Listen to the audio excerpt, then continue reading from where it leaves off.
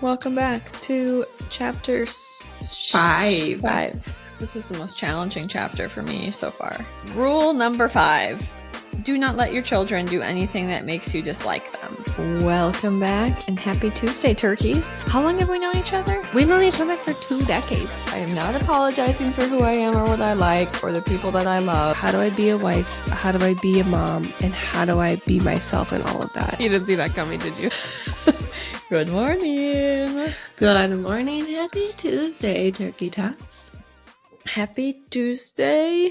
And I don't know. Welcome back to chapter 5. Also, speaking of chapters, there's a birthday chapter happening. Not in real lifetime where you're listening.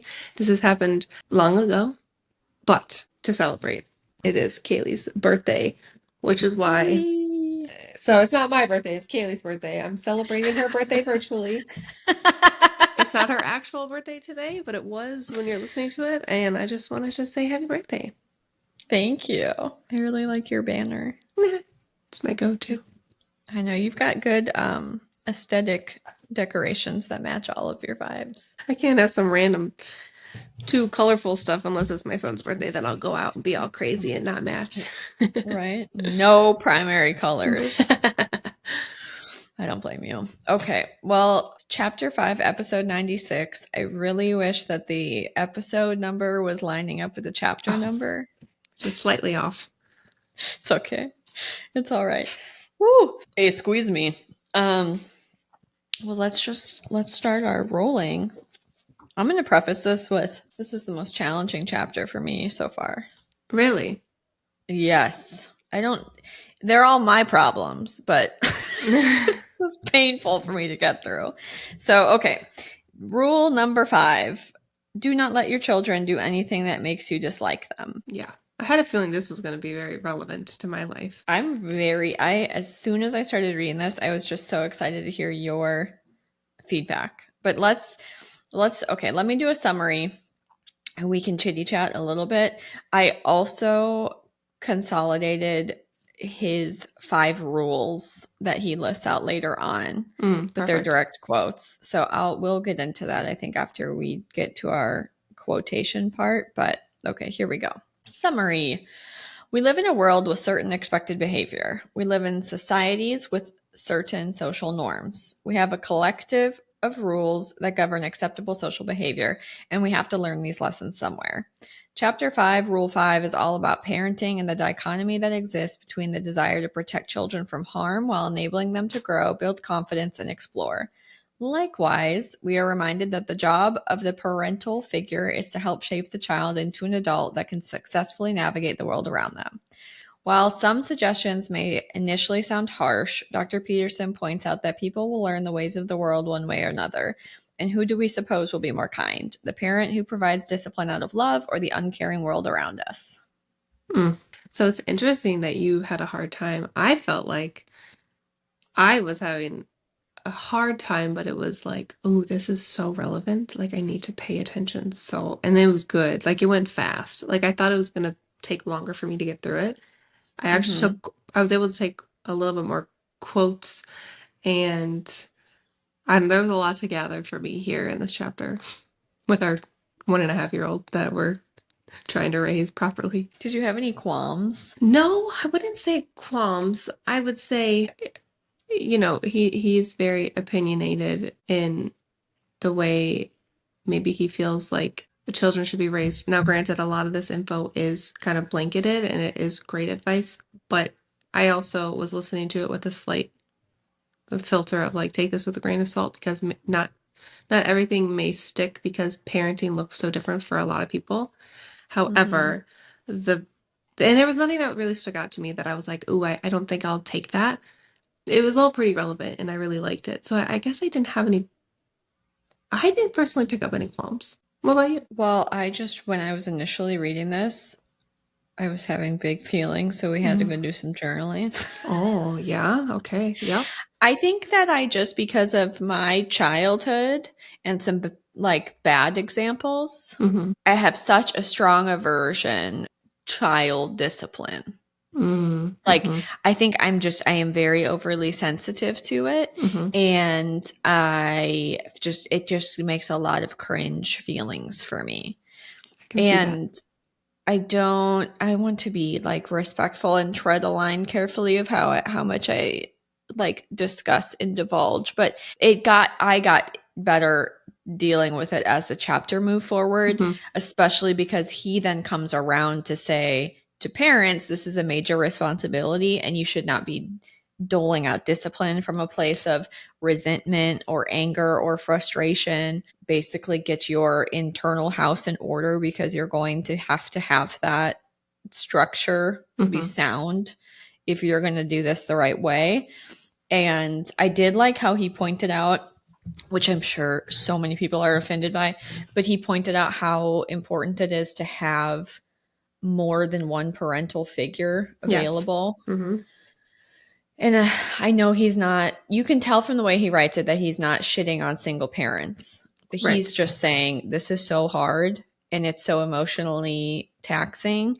And there's so many potential pitfalls that having the support of multiple adults in a child's life and your is so helpful to just make sure that you don't get tunnel vision and just get so like stuck in the moment or stuck in fight or flight with your kids. So I think it was a good point just to say, hey, you need a village. And if you don't have a marriage or you don't have a partner that you're raising kids with, find a person or find your people or family or a friend or somebody that you have to rely on that you can bounce things off of because it's just such a hard thing to do as an island. Yes. And you need the support. I don't know how single parents do it. I mean, just in a span of one evening, me and Kenny have to like almost switch off on like toddler duty because there you come to a point where you are maxed out, you're touched out, you're overstimulated, and you're just like, I don't want to snap like verbally or emotionally at my child. So take over for a second. I'm gonna walk to the other side, just take like 5 minutes, and then I'll be back. Like it would be very difficult to not have that with a partner. Mm-hmm. And I also think this, we've talked about this in other ways, but having the masculine energy of a father is so needed than just if possible, if than just the motherly nurturing, because the child's getting two different things that they both like, they need both.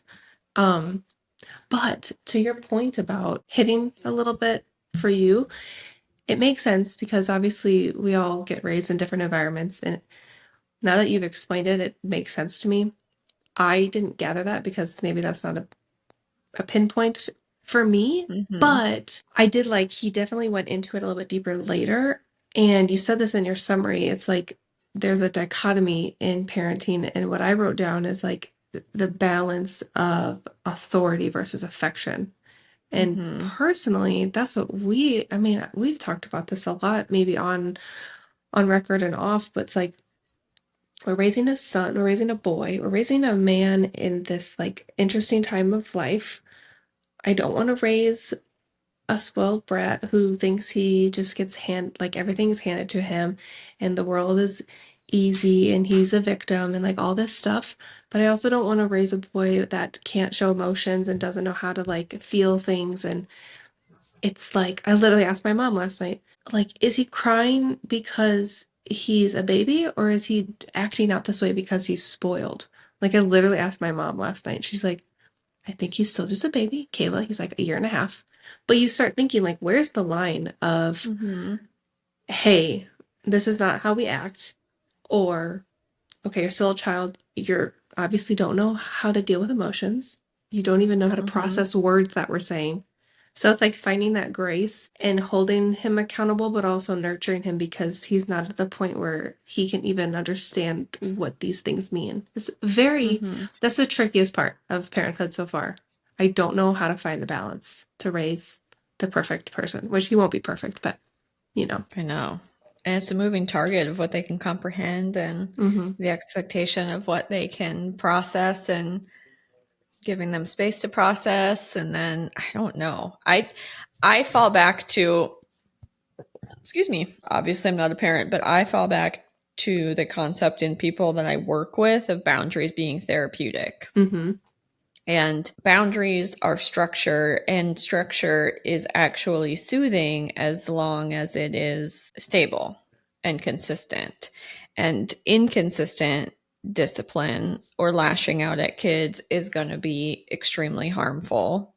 And having no boundaries and being untethered is not a good feeling for anybody. But it goes back to what he was talking about in the last chapter with chaos versus order, and being tyrannical versus, you know, making space for doing new things. Mm-hmm. And I don't know. I have an appreciation for people who are trying to actually figure that out, because it's a lot. And Well, and you're not going to get everything right, and there's going to be mistakes and you'll want to come back, but I just was struck by, like, oh god, there's so much nuance to the whole thing. mm-hmm. But and he even, made a point to say the confrontation of doling out discipline is hard, Mm-hmm. but you chose to be a parent in most cases.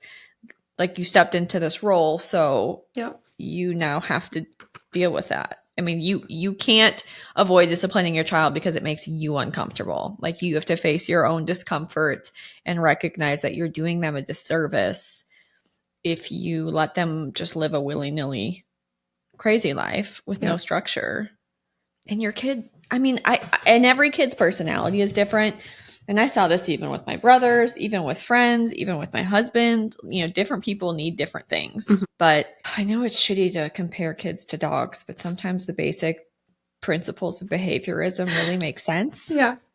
If you have a puppy, I mean, you have to teach them not to jump on people when they're Mm-hmm. small, because someday when that's 100-pound dog, it'll knock somebody over and it could potentially hurt them, even if Mm-hmm. it's nice, playful behavior.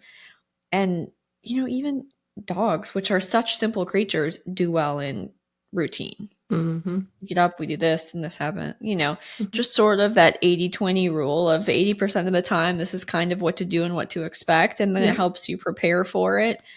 I mean, same thing with sleep training, I've heard, just Mm-hmm. with adult sleep training, you should do a similar routine every night so that your mind and your body is prepped. Yep. So I don't know. It was interesting. We can keep going. Your turn. You have a lot of feelings. I like it. I agree with everything you said. You brought up some points, especially with boundaries. I like how he described it. Like, they don't know this world. They don't know where the boundary is. So they're gonna push and find the wall. And until we enforce the wall and the boundary, that's when they're gonna know. So it's like how I took the whole discipline thing is, if you've set a boundary, like, don't, I don't know, take this fork and try to shove it in an outlet. Like, if I say, don't do that, or that's not how we use forks, or whatever kind of gentle parenting thing you want to say, no, just straight up, don't do it. You then have to back up your actions, because if you don't back up your actions and discipline, or at least hold the boundary, then that's when they could just start running over. And they want boundaries too. And if you don't provide that, so like, I have a rule in my head that's like, and sometimes it's hard because sometimes I'm doing something and I don't want to get up and address the situation that's happening. But I Mm-hmm. have to, because if I say, my love, we're not going to do it like that. And then he continues to do it. And I said, this is not how we use this item. And I do a little more firm. And then he does it again. And I say, if you keep doing that, I'm going to take it away. And then what does he do? He keeps doing it. So then I then have to take responsibility and get up and take the thing away.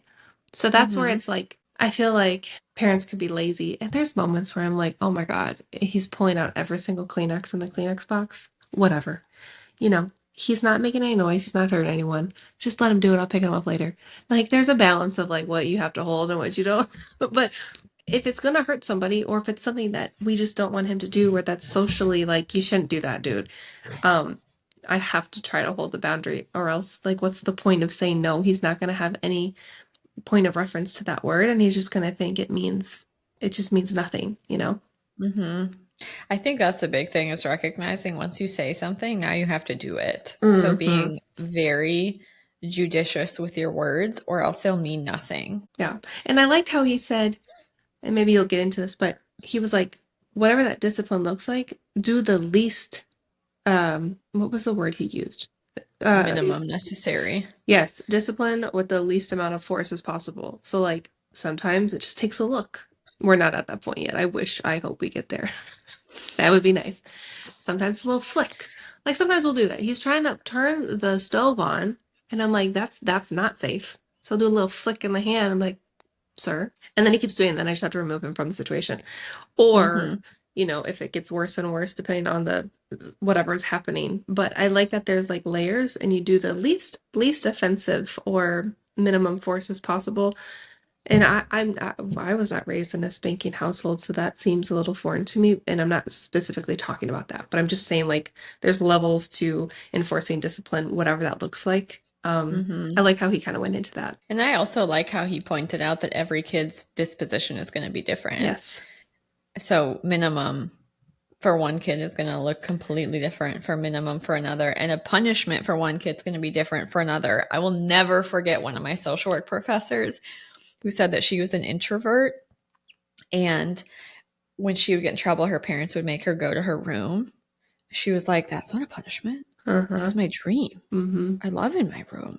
she and she was saying, for her sister who was an extrovert, that was just the worst. The isolation. I mean, it was just absolute worst punishment possible. And she was just telling us, had my parents had the intuitiveness to understand me and had the brain space to, she's like, I'm not saying they did a bad job, but she told us if they had really wanted to punish me, they would have made me go outside and play with the neighbor kids for 30 minutes because that would have made me so much more sad than going in my room. Wow, that's so interesting. Yeah, everyone's different. Mm-hmm. Wow. Wow. I Um, know. we can get into some quotes. I want to start it off because, and maybe I'm skipping over, so if I'm sorry, but this literally quote almost made me cry. Like I had to rewind, and it's like getting me emotional now, and I don't even know why. I think it's just so hard to love your child so much and get them to be who they should be and that you want them to be. But it's like the world is so much worse. So I Mm-hmm. I hope I got the quote exactly because I was trying to again type it while I'm driving. So he says regarding discipline, if you don't take responsibility for disciplining your child, quote, you're leaving the dirty work to someone else who will be much dirtier doing it. Fudge. Mm-hmm. Fudge. That's so hard. And he goes on to say in similar capacity, a child who is not disciplined by his or her parents will be disciplined by the world outside. Like we're gonna you said this earlier, like we do it out of love. But Mm-hmm. the world's not gonna do that. They're just gonna be like, Mm-hmm. you're misbehaving, you're blah blah blah blah, this is unacceptable, you can't be friends. Like no emotional connection. So it's that much Mm-hmm. harder. Oh, that hit me. I had never thought of it like that. I really enjoyed the way he worded specifically that part and the different examples he gave. If you have a kid that doesn't share and is never taught that or not told no by parents or punished if they steal kit toys from a sibling or Hmm. doing things that would be off-putting to other children, that kid is going to be a sad bullied loner more than likely when they get to school because it's not their fault. They don't know, Yep. but the classmates are going to check that behavior and they're not going to want to be around that kid. Same with, I mean, even stuff, granted, there's sad situations and that's not what I'm talking about. But, kids that don't want to take a bath or take a shower. It's like, no, you Mm. have to. You Yes. have to because you have to be clean. And if that was never enforced, You'd be not the because smelly of, person at the yeah, it's school. not, not financial Yeah. inability, but because you just were not wanting to deal with the argument, then you're going to be Mr. Stinky Pants and nobody's going to want to sit by you, which Hmm. is so much more sad Yes. than the temporary sadness of get over it, we're taking a shower. Yes. Yes. I love that. Yeah.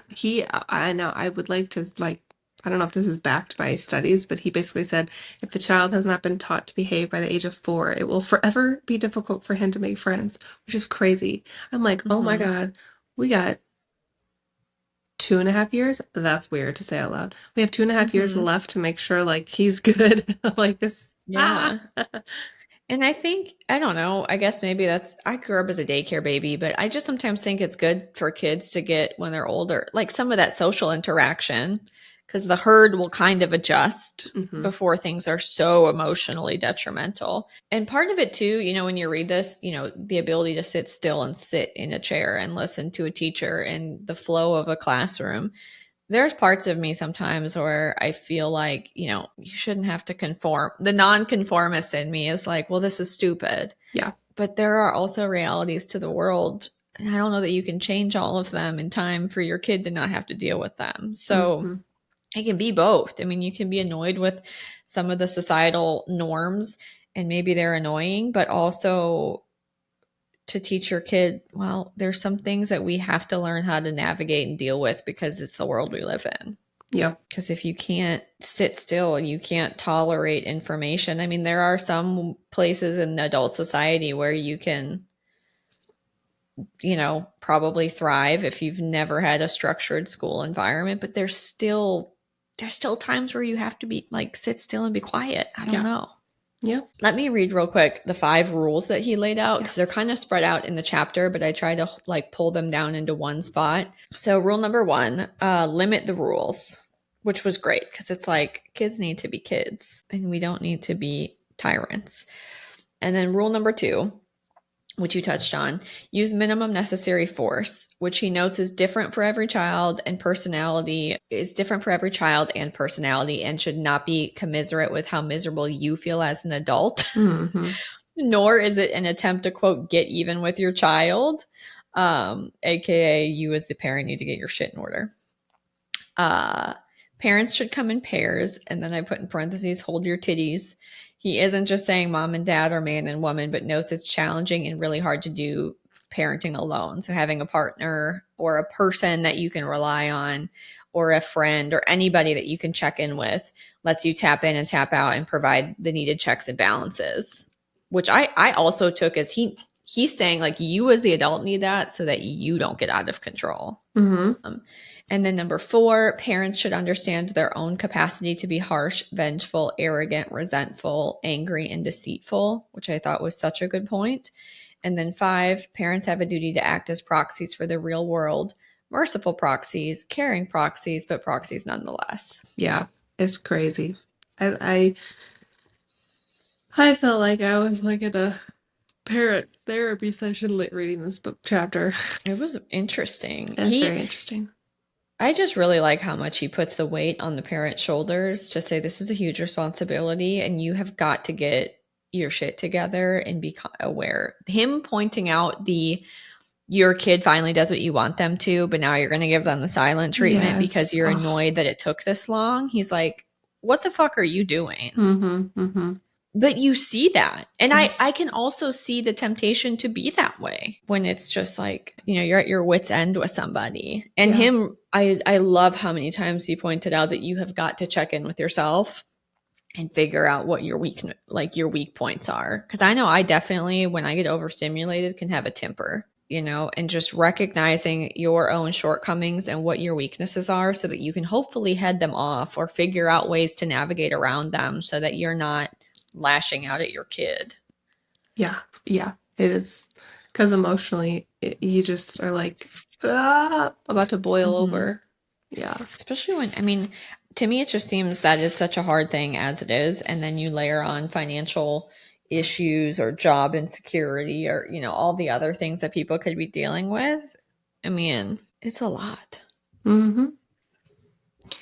Yeah, but it's like he said too, even a hard day at work, it could set the parent off to act or not maybe act out, but like lash out at the kid if the kid does just one thing wrong. So it's really about getting you in a mentally okay spot, which I mean, that makes sense because parenting is hard and Mm-hmm. children are triggers and mirrors for all the stuff in your life that haven't you haven't resolved.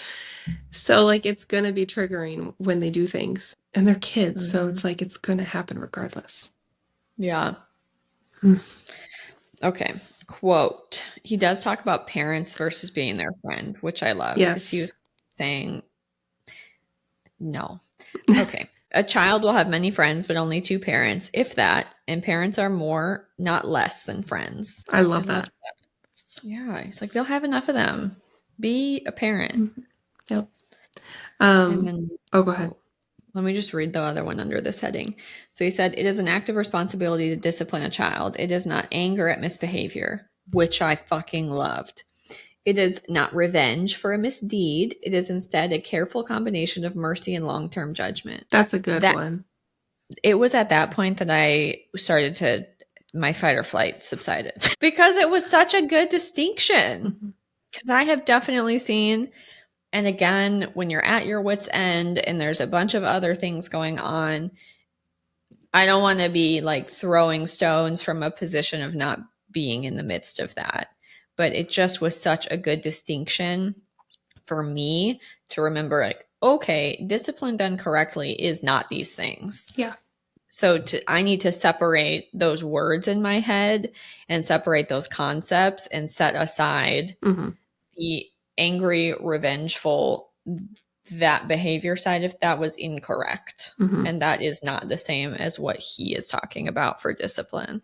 Yeah. I mean, it's crazy because when your child's doing something that's just driving you mad, your initial human emotion is probably anger or frustration, Mm-hmm. but really it should be, I love him so much that I can't let him do this in public because then he's going to have a harder life. So I'm going to, out of love, show him how not to act this way, even though your initial potential emotions may be anger, but you can't let it come out that way. Mm-hmm.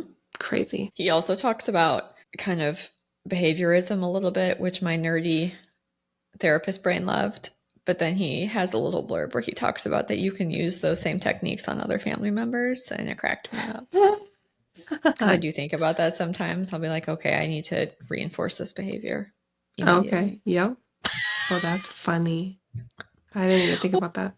I joke all the time, which I'm getting over it, but I joke all the time about Jason always asking me, have you seen this or do you know where I put that? And 9 times out of 10, it's in an obscure location and I've cataloged it. And then I will laugh because I'm like, every time I tell him and I know where it is, I am reinforcing the behavior of him asking me where shit is. But I've just decided that it's fine because I don't want to talk to the car mechanic so I can help him find his socks or whatever the fuck. Okay, two quickie quotes. Negative emotions, like their positive counterparts, help us learn. We need to learn because we're stupid and easily damaged. We can die, and that's not good, and we don't feel good about it. If we did, we would seek death and then we would die. We don't even feel good about dying if it only might happen, and that's all the time. In that manner, negative emotions, for all their unpleasantness, protect us. We feel hurt and scared and ashamed and disgusted so we can avoid damage, and we're susceptible to feeling such things a lot. In fact, we feel more negative about a loss of a given size than we would feel good about the same size gain. Pain is more potent than pleasure, and anxiety more so than hope. It's a I don't good think one. he's saying to cause your kids anxiety, but Right, right, right. Now I know. he was definitely touching on that whole negativity bias that our brains have. Okay, my two last quotes are very small, one sentence, but one quote, and I forgot which area of the chapter it was, but it says, children must learn that the world will not bend to their every desire, which I like because if a parent bends to their every desire, they think the world's going to do that and they're going to have a slap in the face when they get out to the real world. Yeah. Real world. Or they're Um, going to be entitled turtle alerts. yeah, dude. I mean, because you know these people as adults and they're obnoxious. Crazy. And then to let your child act in a way that makes you dislike them is to do them a great injustice. We've kind of already talked about that, but it's not just about you. It's about them and their life moving forward and how they're going to fit into Mm-hmm. society and how they're going to contribute. It's bigger than you, so you have to kind of swallow your pride and your ego and your emotion and just, handle it for them, really. Yeah. Yeah. Okay. Well, I don't know. Satisfaction tells us that what we did was good, while hope, technically incentive reward, indicates that something pleasurable is on the way. Pain hurts us, so we won't repeat actions that produced personal damage or social isolation. And then in parentheses, he said, as loneliness is also technically a form of pain.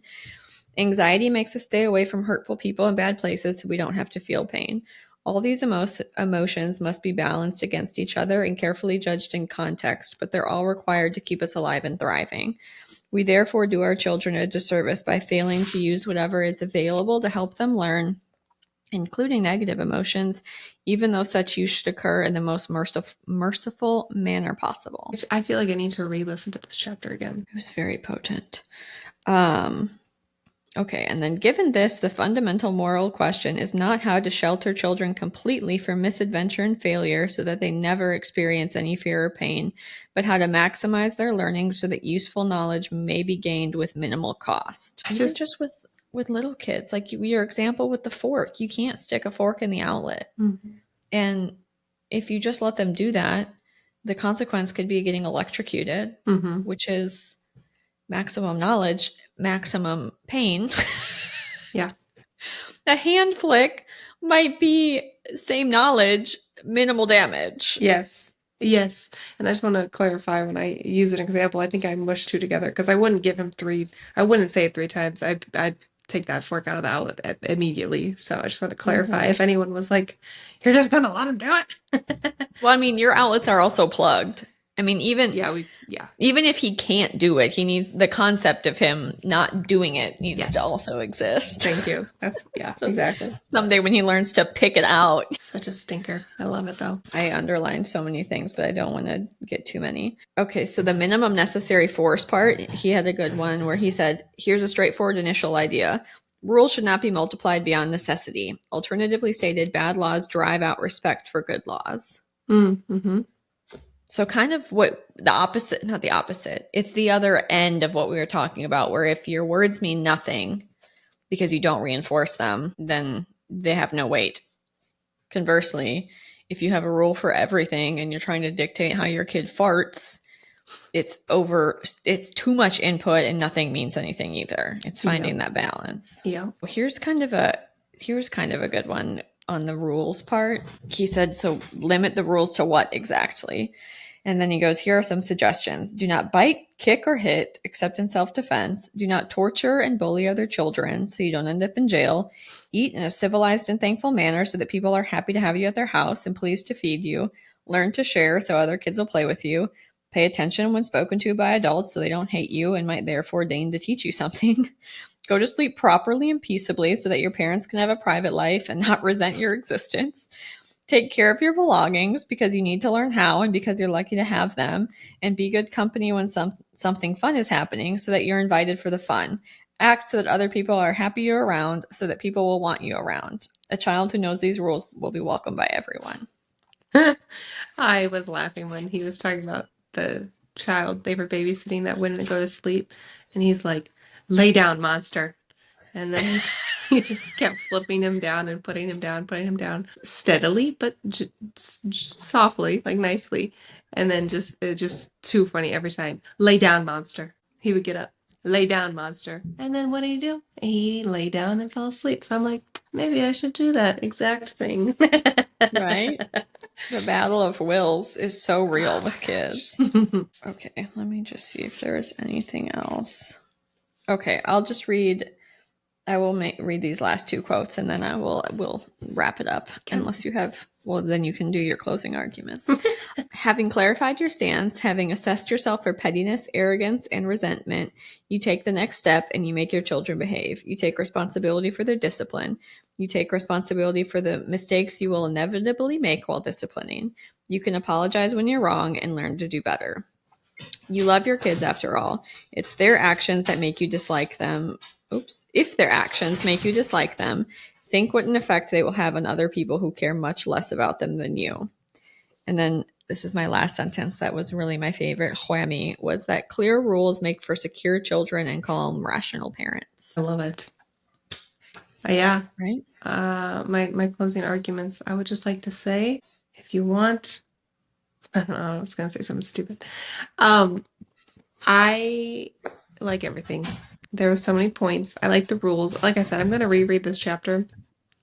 I think he puts the onus on the parent, and that's the biggest takeaway of having that responsibility. I mean, yeah, you chose to have you have a child that you are responsible now for taking care of, and their outcome, it's a lot of pressure because it's like, it's on you. So finding the balance of authority versus affection, discipline versus, I don't know, just the least amount of discipline, I guess. It's a Mm-hmm. balance in finding that for an individual child and then not blanketing it across all different children if you have multiple children. Yeah, it's a work in progress, but it's Mm-hmm. good to remember these points. I also really loved in that last quote where he said, "You're going to make mistakes. You need to own up to them and ask for forgiveness." Yes. Because that's a Yes. huge one, too. And again, you're modeling the behavior that you would want to see from another person. Exactly. Don't be too don't have enough don't have too much ego to not apologize to your child if you've done something that you didn't like or you didn't mean to do or whatever. So, Mm-hmm. yeah. All Mm. right, people. Well, what? Chapter 6 next week, Oh, yeah. right? Chapter 6 for episode 97. I'm so bothered. Hmm. All right. Rule number 6 will be set your house in perfect order before you criticize the world. But I like to be judgmental. I'm just kidding. Just gonna say that. Oh, this one's I gonna be wanna. a I whammy. like being a judgy judgerson. Oh man, I don't know. I don't. I don't really have a tip this week because I'm not a parent and I just don't feel like I have a lot of say so's other than, like I said, my behaviorism comparisons with dogs. I would read this book and then unrelated, tip your shirt because it's so cute and Christmassy. Oh, well, guys, I'm sure there's child labor involved, but this I got this lovely sweater from Target and they have or Walmart and they have so many fun tacky Christmas sweaters. So don't come at me. It's got to be better than Temu though, right? Yes, it's so We cute. all have iPhones. I don't know. I'm damaging the world no matter what happens. So, anyway, yes, this is my Walmart sweater. I love it so much. Also, my other tip is go find a Toys for Tots drive in your local community and donate a toy because your kids probably have enough. Until next week, Love you, love you. bye. Bye.